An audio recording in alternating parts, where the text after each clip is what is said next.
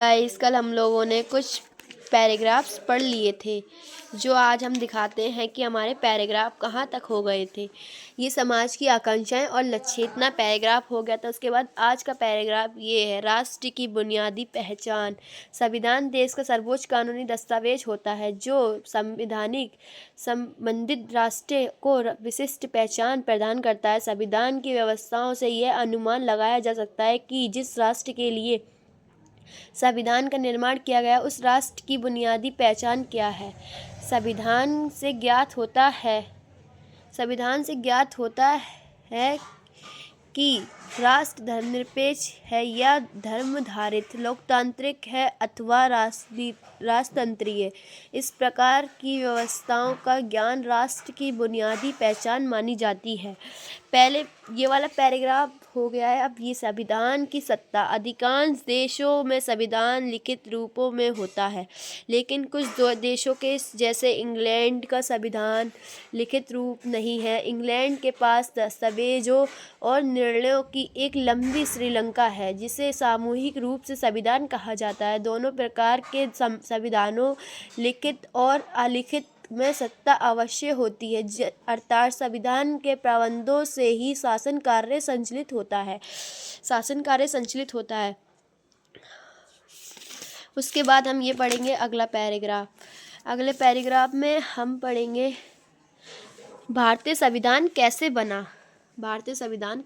ये वाला पैराग्राफ, ये मेन पैराग्राफ है। संविधान निर्मंत्रित सभा द्वारा संविधान की रचना स्वाधीन राष्ट्र की प्रमुख विशेषता। भारत जैसे विशाल देश का अद्वितीय तथा बृहद संविधान है। इसकी रचना सन 1946 में मंत्रिमंडलीय मिशन कैबिनेट मिशन योजना के अंतर्गत गठित संविधान सभा द्वारा की गई। इसका मतलब ये है, संविधान निर्मंत्री सभा द्वारा संविधान रचना का संघीय राष्ट्रीय विशेषता भारत का संविधान विश्व का अद्वितीय तथा बृहद संविधान है। इसकी रचना कब की गई थी? तो इसकी रचना सन 1946 में मंत्रिमंडलीय मिशन कैबिनेट मिशन योजना के अंतर्गत गठित संविधान द्वारा की गई। आप इस पैराग्राफ को समझ के पढ़ें। अब अगला पैराग्राफ ये है, संविधान सभा का कामकाज की शैली। संविधान सभा के सदस्य सभी के हितों के ध्यान में रखकर विचार विमर्श क्या सदस्यों में हुए मतभेद वैध सैद्धांतिक आधारों पर होते थे। संविधान सभा में लगभग उन सभी विषयों पर गहन चर्चा हुई जो आधुनिक राज्य की बुनियादी है। संविधान सभा के केवल एक सार्वभौमिक मताधिकार के अधिकार का प्रावधान बिना किसी वाद विवाद के ही पारित हुआ है। संविधान सभा में हुई चर्चा कई मोटे मोटे खंडों में प्रकाशित की गई है। अब ये वाला पढ़िए, संस्थागत व्यवस्थाएं। ये पैराग्राफ बहुत ही इम्पोर्टेंट है। व्यवस्थाएं। भारत का संविधान तैयार करते समय मूल सिद्धांत ये रखा गया कि सरकार लोकतांत्रिक रहे तथा जन कल्याण के लिए प्रसिद्ध हो। अब आपको ये समझ में आया हो, भारत का संविधान हमेशा तैयार रहे और मूल सिद्धांत लोकतांत्रिक रहे तथा जनसंख्या के लिए कल्याण के लिए प्रतिबद्ध हो, यानी कि हर समय तैयार हो। संविधान सभा ने शासन के विभिन्न अंगों, विधायिका, कार्यपालिका और न्यायपालिका के बीच समुचित संतुलन स्थापित करने के लिए बहुत विचार मंथन किया। संविधान सभा ने संसदीय शासन व्यवस्था और संघात्मक व्यवस्था को स्वीकार किया, जो एक और विधायिका और कार्यपालिका के बीच तथा दूसरी ओर केंद्र सरकार और राज्यों के बीच शक्तियों का वितरण करती है। शासकीय संस्थाओं की सर्वाधिक संतुलित व्यवस्था स्थापित करने में हमारे संविधान निर्माताओं ने दूसरे देशों में प्रयोग और अनुभवों से कुछ सीखने में किसी प्रकार का संकोच भी नहीं किया। इसका मतलब ये होता है शासकीय संस्थाओं सर्वाधिक संतुलित व्यवस्था स्थापित करने के समय संविधान निर्माताओं ने दूसरे देशों के लिए अनुभव को सीखने का किसी प्रकार का संकोच भी नहीं किया। इसका यह मतलब है। अब आप लोग पढ़ते हैं एनसीईआरटी क्वेश्चंस।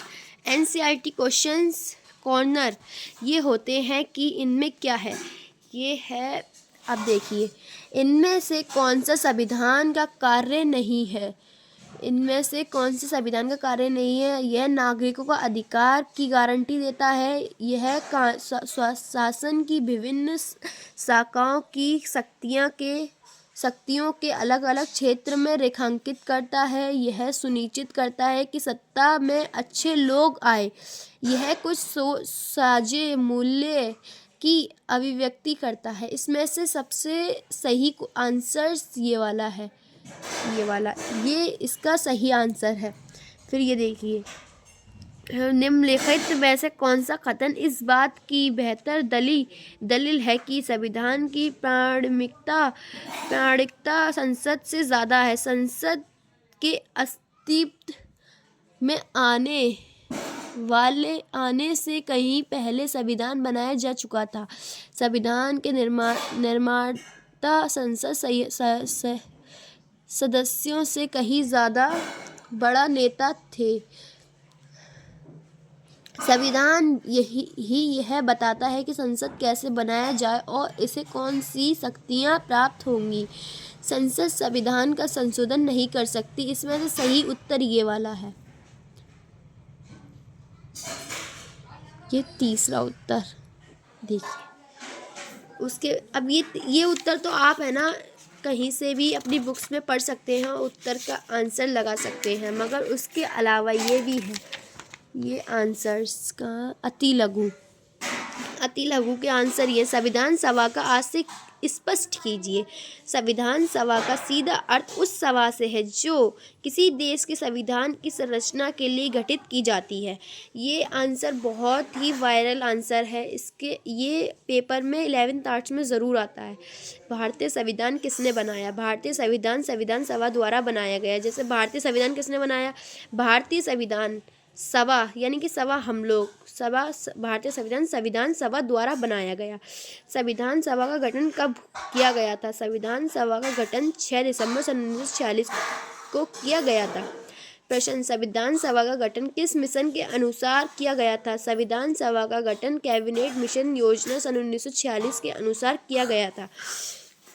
उसके बाद ये आंसर आता है, ये वाला।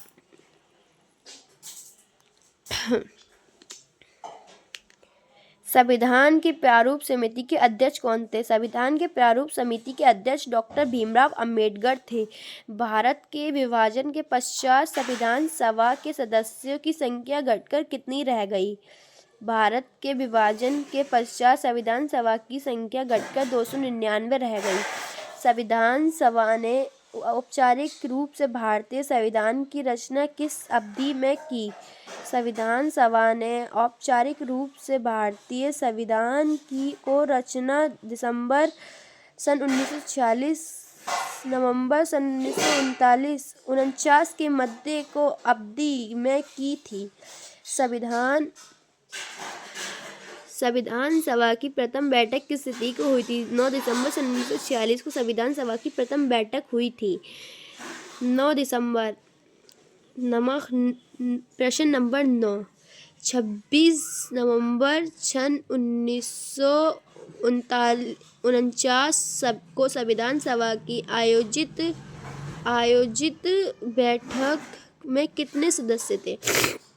26 नवंबर सन 1949 को आयोजित बैठक में कुल 284 सदस्य थे। ये बहुत ही मेन आंसर है, जैसे कि ये सदस्य कितने थे? 284।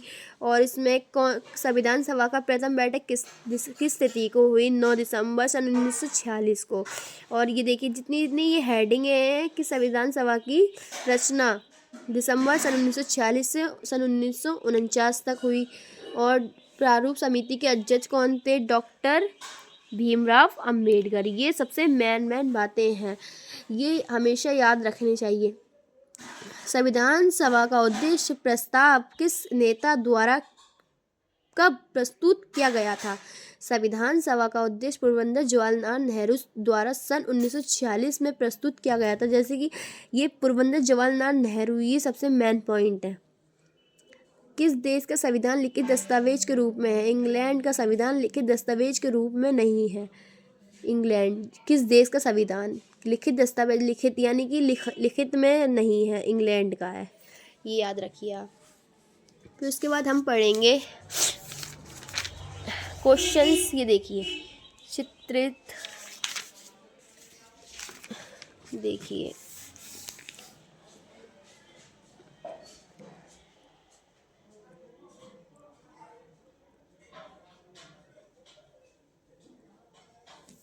ये हम लोगों का चैप्टर पूरा हो चुका है। Like, subscribe and bell icon ज़रूर किए और मेरे चैनल को ज़रूर सब्सक्राइब कीजिए।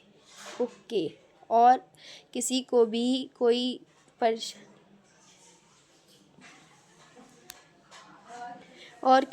कोई परेशानी हो तो वो मुझे मैसेज पर रिप्लाई कर सकता है। ओके। और कोई सा नागरिक शास्त्र यानी कि 11th आर्ट्स में कोई सा भी सब्जेक्ट हो उसके बारे में भी मुझसे पूछ सकता है, मैं आपको सब बताऊंगी अच्छे से।